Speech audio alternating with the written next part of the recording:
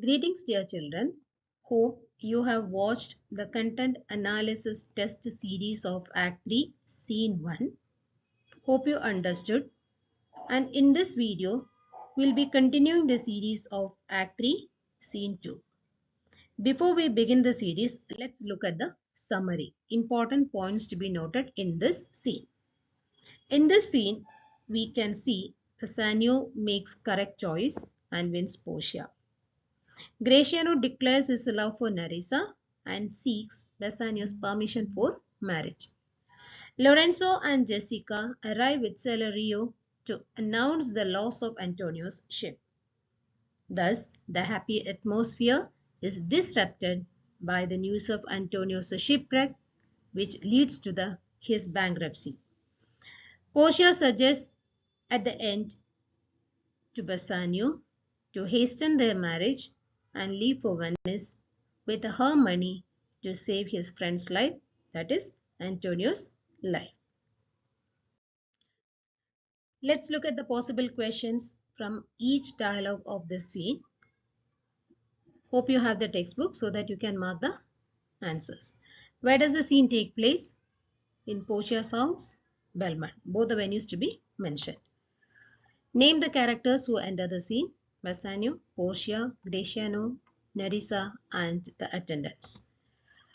Why does Portia, we can see a lengthy dialogue at the beginning of the scene. Portia delivers a lengthy dialogue. Let's see the possible questions from this dialogue. Why does Portia ask Bassanio to wait for a day or two before making his choice of a casket? I have given it in points. The first point is she wants to enjoy his company for some time. If his choice is wrong, she will lose his company, and as per the rule, he should leave Belmont immediately. How does Portia try to convey to Bassanio that she loves him? You can see in the textbook, choosing wrong, I lose your company from there till before you venture for me. These lines I have given 10 points here. Something in her that tells she would not lose him. She does not know whether the feeling is dictated by love or not. And she tells him he must judge. Bassanio must judge for himself. Hate counsels not in such a quality. That means hatred is the quality. Never will advise her. She doesn't want to accept or admit that she loves. Then she tells, overcome by her maidenly modesty, too modest, and she tells it is not appropriate for a maiden to disclose her thoughts and feelings. She can only reiterate, means emphasize, her wish to keep him there in Belmont for a month or two before he makes his choice.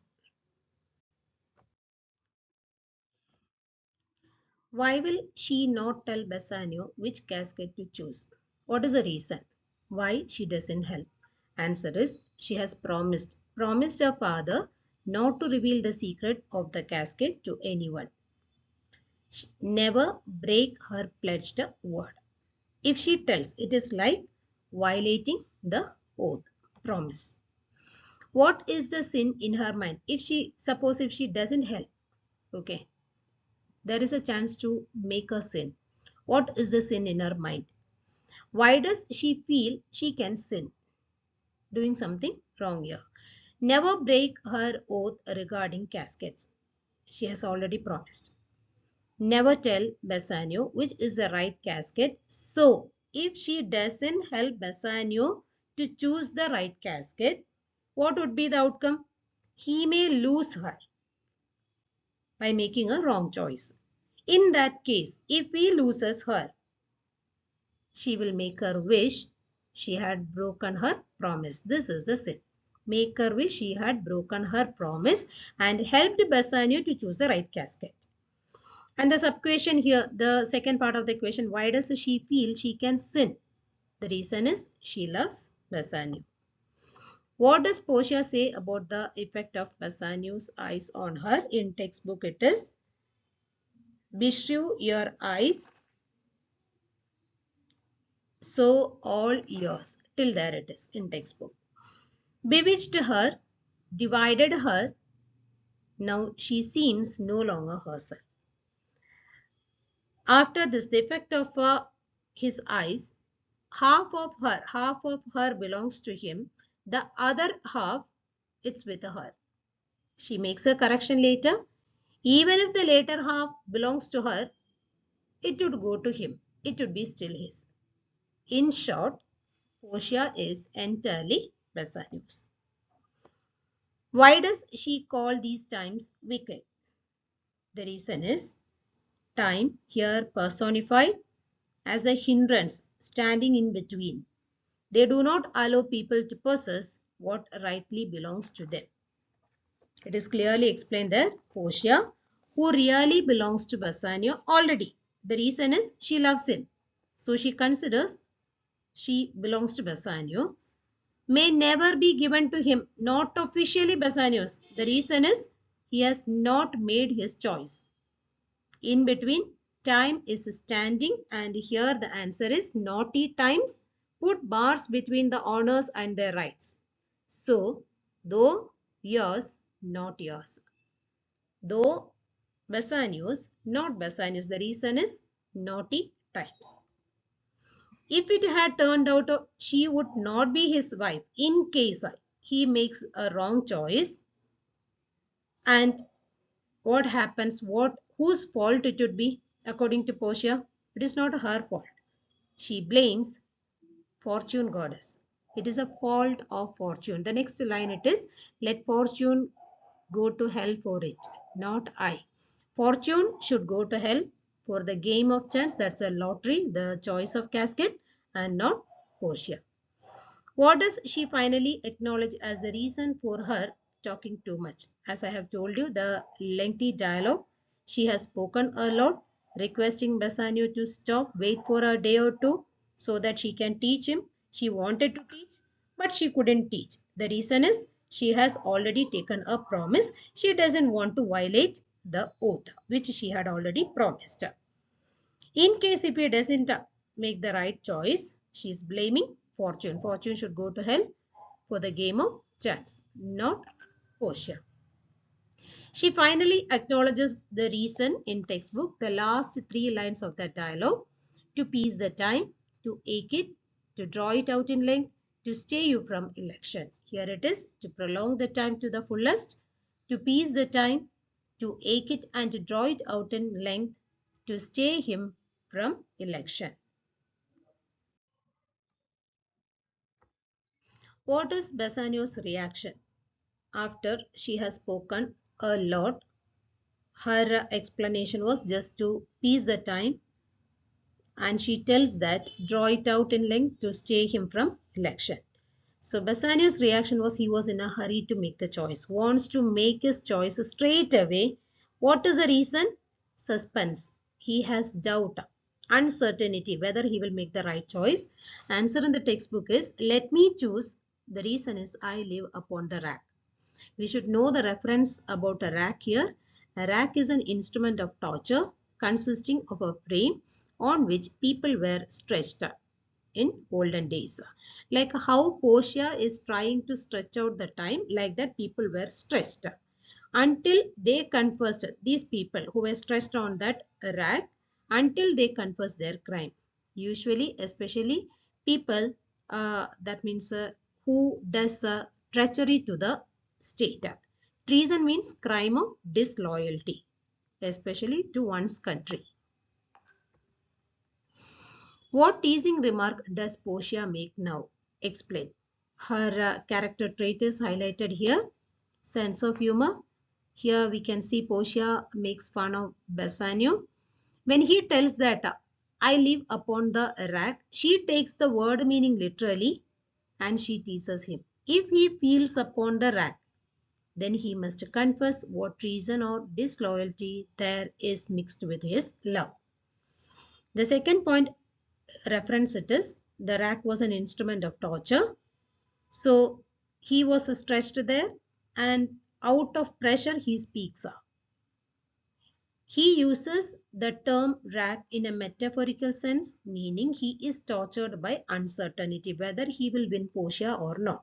whereas Portia takes the word in literal sense, teases him and considers him he is a traitor and he must confess the treason which is mixed with his love. What is Bassanio's reply to Portia's accusation and what example does he give further to prove that there is no treason mixed with his love? No treason at all in his love, he said. Here he tells that not but the ugly treason of mistrust which makes me fear enjoying of my love. This is the reply he has given. Only disloyalty, and that disloyalty you call it as treason, that is nothing but a fear. He has the fear that he may miss the enjoyment of his love. He is not able to enjoy his love. He may make a wrong choice and he will not be able to enjoy the love. That is the only doubt or fear, that is the disloyalty mixed in his love. Treason and his love for Portia, then there is of snow and fire living amicably together. This is the example in textbook. It is there may as well be amity and life. Tween means between, snow and fire as treason and my love. Here he tells that there cannot be any friendship and union between snow and fire. So there cannot be any relation between treason and his love for Portia. What does Portia say to Bassanio? Now, when he tells, okay, there is no treason mixed with his love, and he has given an example that there is no friendship between snow and fire, like that, nothing. There is no treason mixed with his love. Then Portia says that she doesn't want to take his words and believe it, and she tells that she has to take the declaration with caution. Just now he said that there is no treason mixed up.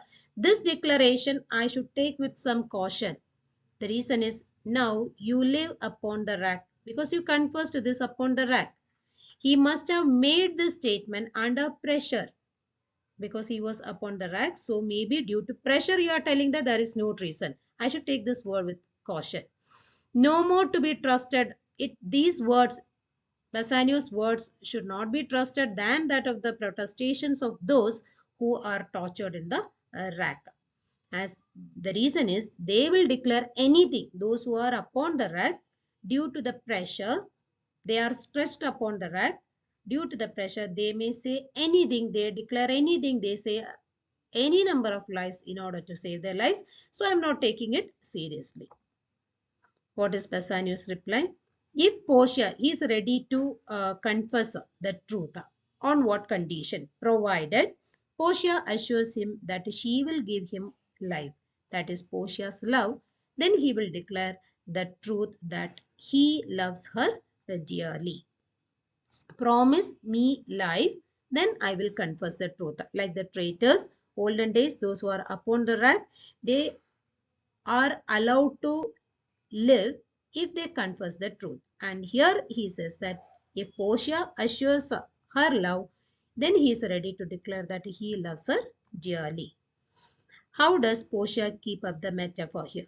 She keeps up the metaphor of a traitor by confessing and getting his life. That means if you confess the truth, your life will be saved. Confessing and getting his life by telling Bassanio to confess, then his life will be spared. If you are ready to tell the truth, then your life will be spared. For that, Bassanio said that if you are giving your love, then I am ready to say that Bassanio loves Portia dearly.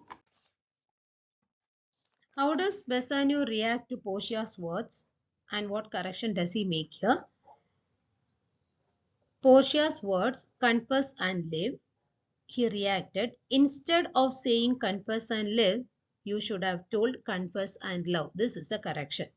He had nothing more to confess than he loves her. Here we should know that confess and live, that option was offered to traitors on the rack as the alternative to dying with their secrets.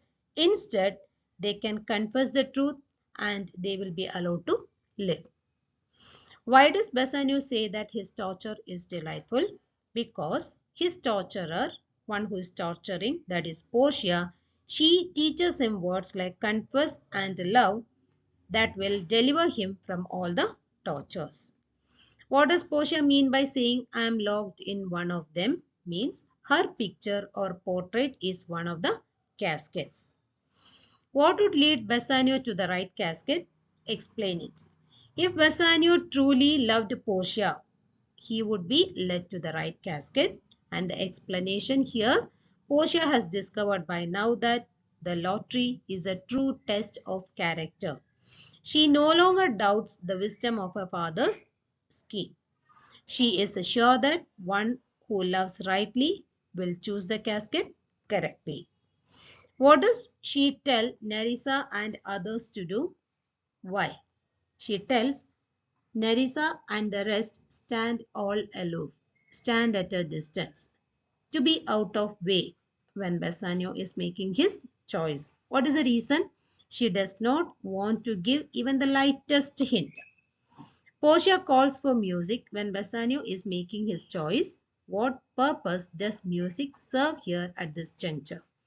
To calm the riot of her own heart while Bassanio is choosing the casket. Like Bassanio, even she is also anxious whether he will make the right choice. So calm her the riot of her own heart is the first point. She does not want to reveal her tension also, so that music will cover it. That's the reason she called for music. What old belief is expressed in swan-like? Here we can see that two kinds of music is explained in the dialogue. One is swan-like and the other one we can see that trumpet sound. The first one is swan-like and explain the comparison. Swan sings only once before it dies. The Elizabethans believe that swan sings only once just before it dies. If Bassanio chooses the wrong casket, that means lose the love of Portia, then his end will be accompanied by fading music. Fading music is a key word, like the swan that sings before its death. What does Portia continue to say to make the metaphor of dying song more complete? How does she make the comparison more proper? About when he loses, already it is told that swan-like end and fading in music. She's making the comparison more proper by telling that her eyes streaming with the tears will serve for the river where the swan is swimming and singing before its death. A river is equal to deathbed for the dying swan. So tear-filled eyes will be the deathbed for Bassanio when he meets with failure by choosing the wrong casket. So this is the case if he loses. Suppose he wins, he makes the correct choice. What will be the music? What will music represent then if he is successful? Two key answers, flourish of trumpet, then dulcet sound in textbook. Flourish of trumpet when loyal subjects bow down before a newly crowned king. Second key answer is sweet notes of music, that is dulcet sound. And this music, sweet notes of music that awaken the dreaming bridegroom on the morning of his marriage, informing his wedding day has come. Which old English custom is referred to here? The just above question, inviting the bridegroom, informing him his wedding day has come. There is an old custom referred to here. Old custom of playing music under the windows of the bridegroom's bedroom on the morning of his wedding is referred to here. To whom does Portia compare Bassanio as he goes to choose a casket? Alcides, and we should know who was Alcides. Hercules, one of the greatest heroes of Greeks, famous for his strength, manliness, and exploits. Explain the line, young Alcides till howling Troy, to the sea monster. Hercules, son of Alcides, rescued Hesione, unmarried daughter of the Trojan king, from being sacrificed to a sea monster. He went to save Hesione, he went to save her not because he loves her, acted not out of love, but desired to get horses offered as a reward. This was the reward. Just for the reward, he went to save. Here Portia sees herself as Hesione and Bassanio as Alcides, but there is a slight difference between Hercules and Bassanio. Hercules went to save Hesione out of this reward. Here Bassanio goes to make the choice with much more love, not because of any offer or benefit. What does Portia mean by saying that Bassanio goes with no less presence but with much more love than young Hercules? Bassanio has much dignity of bearing as Hercules had. That means equal. They both are equal. He goes with much more love. This is the only difference. Bassanio goes with much more love than Hercules, who went to save Hesione. Hercules went to save her not out of love but to gain the reward of beautiful horses which was offered. But Bassanio goes to choose the casket out of love for Portia. Both comparison, they both are perfectly correct. The comparison is perfect. The only difference is Hercules went just to get the reward, whereas Bassanio goes to make the choice out of love. With whom does Portia compare herself? Why? Portia compares herself with Hesione, who was in a state of dreadful suspense, expecting every moment to be devoured by the sea monster.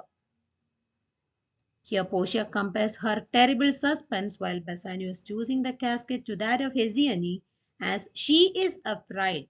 Portia is afraid. Like Hesione, Portia is also anxious and afraid. If Bassanio chooses the wrong casket, she will fall into the clutches of an unworthy suitor, that is the sea monster. For comparisons we can see Bassanio to Hercules, Portia to Hesione, then Dardanian wives, the people who were standing and observing that Hercules went to save Hesione. Here Nerissa and the rest are compared to Dardanian wives, and the fourth one, sea monster, the casket here, and finally unworthy suitor. Who are the Dardanian wives? Who are compared to them by Portia? In what manner is the comparison made? The Dardanian wives are the Trojan women. Portia compares the rest of the people in the room like Nerissa, Gratiano and others standing apart to that of Trojan women. Trojan women had assembled on the beach with the tear-stained faces. They were nervously waiting for the outcome of the encounter between Hercules and here Bassanio. In Portia's room, Nerissa and others are nervously waiting for the outcome. There the Dardanian wives are waiting just to see the outcome of Hercules, whether he will save Hesione and come. Here in this room, Portia's room in Belmont, Nerissa and the rest of the people are just waiting for the outcome, whether Bassanio will make the right choice or not. Again, I am reminding you the comparison. Bassanio to Hercules, Portia to Hesione, then Nerissa and the rest of the people, they are compared to Dardanian wives, and sea monster, here unworthy suitor. What does Portia tell Bassanio now? How does she address him? Why? After that she tells, go. Here she tells that, go Hercules. Go ahead and choose a casket. She says, if he lives, that means if he succeeds, makes the right choice, she lives. And what happens if he fails? It is the end of her life. That means she may fall into the clutches of unworthy suitor. And how does she address him? As Hercules. Why does she address Bassanio as Hercules? In her opinion, similarity between Bassanio and Hercules is perfect. As I told that there is only one difference. Hercules went to save Hesione out of reward. Horses, that is reward. But here Bassanio goes to make the right choice out of love to Portia. Why does Portia say, if he lives, she lives? Means, if he does not succeed choosing the correct casket, it is like death to her. Then what will be the consequence? She will be given to an unwelcome or unworthy suitor, just like a Hesione would be given to the would have been given to the sea monster if Hercules did not succeed in his venture. What is Bassanio doing while Portia's musicians are singing the song? While music is being played, Bassanio was making comments on the casket. That means reading the inscriptions on the caskets, all the three caskets. What is the substance of the song? Summary and substance of the song. If you want, you can write it. What is given in the textbook, those lines which gives a warning about outward appearance. I have given it in points here. People inquire will find where fanciful love, not the true love, originates. Where is it originated? Whether it is from heart or the approval of intellect. It is not originated in the heart or intellect, but the glance of the eye only. And this fanciful love is a short-lived. It fades as soon as it was born. So what we should do? We should toll for the death of such a swiftly passing love. That means we should ring death bell to fancy. The last one. Let us all ring fancy's knell. Ding dong bell. The last one. That means death bell to the fanciful things. Decorations. What is the warning given in the song? Answer is not to judge by the eyes alone. That is not to judge looking at the outward appearance. Does Portia give Bassanio a clue to the riddle of the casket through the song? Explain. You can write yes. The reason is here it is one of the points mentioned. Rhyming words are used like bread, head, nourished. These words rhyme with the word led. So if he heard this, it's a clue. That means he can choose the right casket. But here we can see that Bassanio he did not hear these words and he did not hear the song. Theme of the song suggests that Bassanio should not choose by outward appearance. The theme is Bassanio should not make the choice looking at the outward appearance. The glittering, caskets, that is gold and silver. Bread, head, nourished. These words rhyme with the word lead. The metal, the right casket it is, wherein Portia's picture is or portrait is contained. He cannot be, but here, though these rhyming words are given, though these words which are rhyming with the casket lead, he cannot be expected to hear it or get its message. The reason is he was commenting to himself on the caskets, not expected to hear these words, the clue given through the song. We as audience expect Bassanio to choose correctly on his own judgment. And already we have learned that the purpose of music to ease the tension in Portia's mind. And we can see that some comments Bassanio is making that is similar to the theme of the song. What does Bassanio mean by saying, so may the outward shows be leased themselves, the world is still deceived with ornaments. So here he concludes, so may the outward shows be leased themselves. Concluding the comments on the casket, telling that that appears pretty, beautiful exterior may have a rotten interior or it is rotten inside. People are always, we know this truth. Still, people are deceived. The world is deceived with ornament. People are still deceived, though we know the fact that outward shows be leased themselves. Though beautiful exterior, rotten inside, though we know this, still people are deceived by this ornament, decorations and adornments of various kinds. After that, he gives a few examples that proves that we should not go by outward appearance. In that first example, what is it about?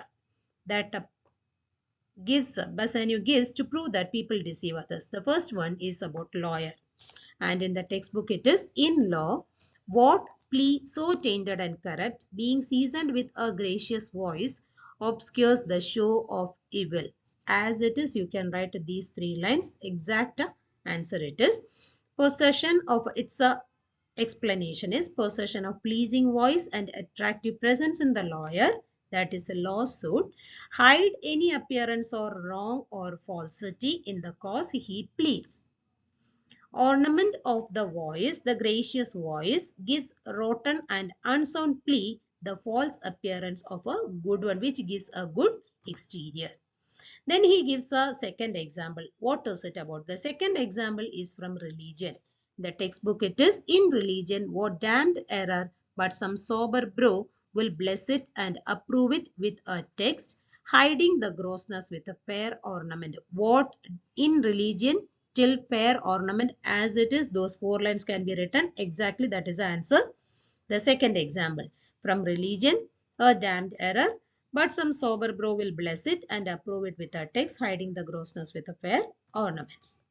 How do cowards deceive their fellow men according to Bassanio?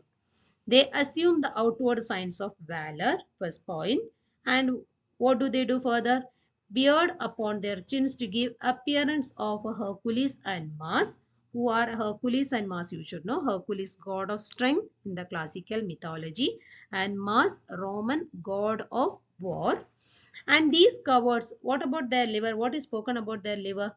It is as white as milk. And what is spoken about the heart of these cowards? It is like a sand stairs. And why do they put on this appearance? To render them redoubted. To render them redoubted means to make them seem formidable. How are people deceived by beauty of women?